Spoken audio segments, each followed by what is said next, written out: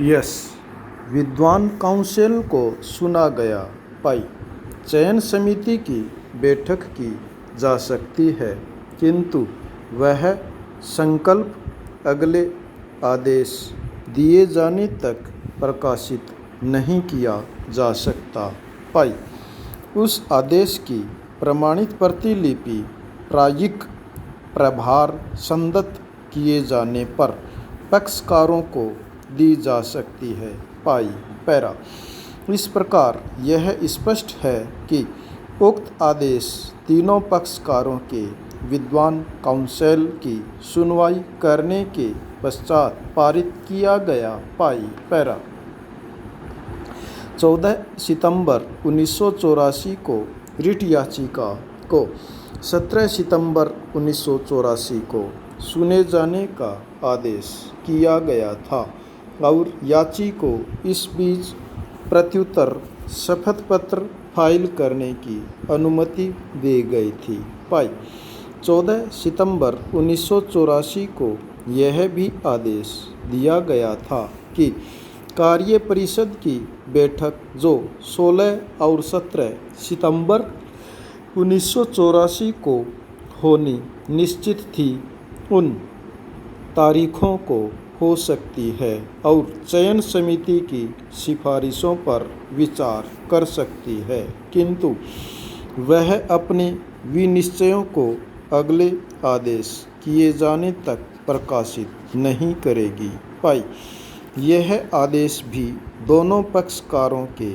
विद्वान काउंसिल की सुनवाई करने के पश्चात पारित किया गया था। पाई, विद्वान न्यायाधीशों में से एक न्यायाधीश जिनसे मिलकर इस न्यायपीठ का गठन हुआ था, लेकिन कुछ भी समय के लिए हुआ था, ऐसी न्यायपीठ का स्थायी गठन नहीं होता है, जिसने तारीख 14 सितंबर 1984 का आदेश पारित किया था, तत्पश्चात बीमार हो गए और माननीय कार्यकारी मुख्य न्यायाधीश द्वारा इस निमित्त पारित आदेश के अनुसरण में यह रिट याचिका हमारे समक्ष 26 सितंबर 1934 को प्रस्तुत की गई। पाई, उस तारीख को पक्षकारों के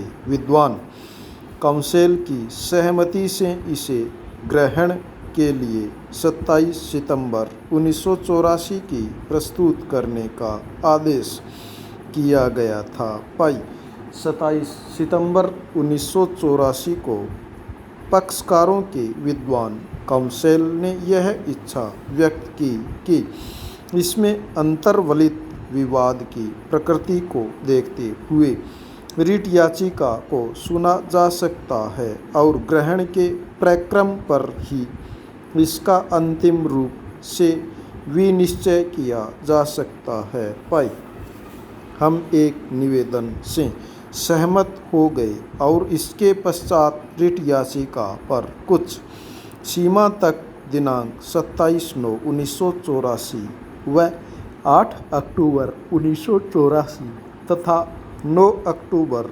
1984 को पक्षकारों के विद्वान काउंसिल द्वारा बहस की गई थी। पाई, इसके पश्चात डॉक्टर मोहब्बत इम्तियाज़ द्वारा इस रिट याचिका में याची संख्या 2 के रूप में पक्षकार बनाए जाने के लिए इस आधार पर आवेदन किया गया था कि वह भी आक्षेपित विज्ञापन में वर्णित वांछनीय अर्हताओं द्वारा वहां तक व्यक्ति था जहां तक उसने उक्त विज्ञापन के उत्तर में नियोजन के लिए आवेदन किया था, किंतु उसे साक्षात्कार के लिए नहीं बुलाया गया था। पाई, पैरा, द्वितीय रिट याचिका अर्थात 1984 की सिविल प्रकरण रिट याचिका संख्या 118/14 14 सितंबर 1984 को डॉक्टर इंद्रदेव सिंह द्वारा फाइल की गई थी, जिसमें पूर्वोक्त विज्ञापन को चुनौती दी गई थी। पाई, उसने यह प्रख्यान किया कि उसने पूर्वोक्त विज्ञापन के उत्तर में नियोजन के लिए आवेदन किया था, साक्षात्कार के लिए बुलाया गया था और चयन समिति के समक्ष उपस्थित भी हुआ था। पाई उसने यह कथन किया है कि वह अन्य सभी अर्हताओं को पूरा करता है किंतु वांछनीय अर्हताओं को पूरा नहीं करता। पाई संभवतः उसे इस बात की आशंका है कि उसका चयन नहीं किया जाएगा क्योंकि वह उन वांछनीय अर्हताओं को पूरा नहीं करता जिन्हें आक्षेपित विज्ञापन में अवैध रूप से अंतर स्थापित किया गया था। पाई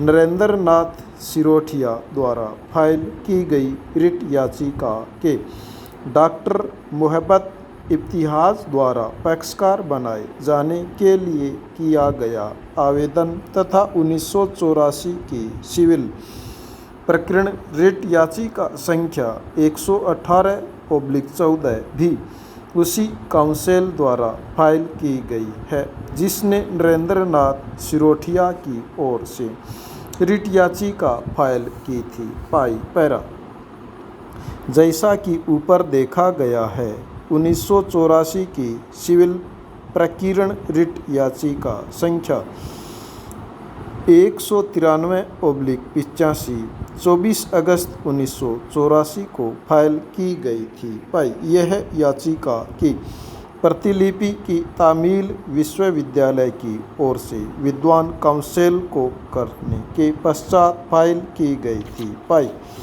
इसे 27 अगस्त 1984 को प्रस्तुत करने का आदेश दिया गया था। पाई यह प्रतीत होता है कि उस तारीख को उसे सुनवाई के लिए नहीं लिया जा सका और 29 अगस्त 1984 को सुनवाई के लिए लिया गया था। पाई इसलिए प्रत्यार्थियों के विद्वान काउंसिल को 29 अगस्त 1984 को 10 सितंबर 1984 तक प्रति शपथ पत्र फाइल करने का समय प्रदान किया गया था और रिट याचिका 14 सितंबर 1984 को ग्रहण के लिए सूचीबद्ध करने का आदेश दिया गया था। पाई 14 सितंबर 1984 तक प्रत्युत्तर शपथ पत्र फाइल करने की अनुमति प्रदान की गई थी। पाई अंतरिम अनुतोष के लिए फाइल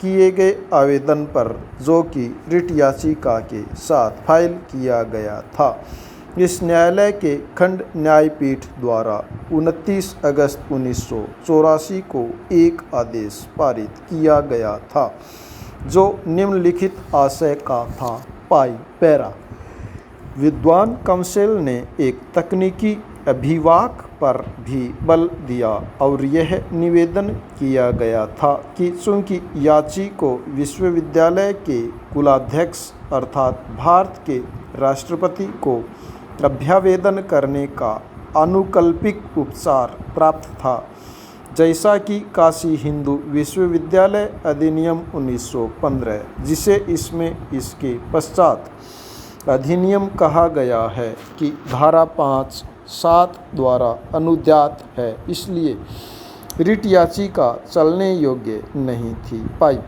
इस निवेदन के समर्थन में इस न्यायालय के कतिपय विनिश्चयों का अवलंब लिया गया था जिनके द्वारा रिट याचिका उपयुक्त आधार पर प्रारंभ से ही खारिज कर दी गई थी। पाई पैरा स्टॉप।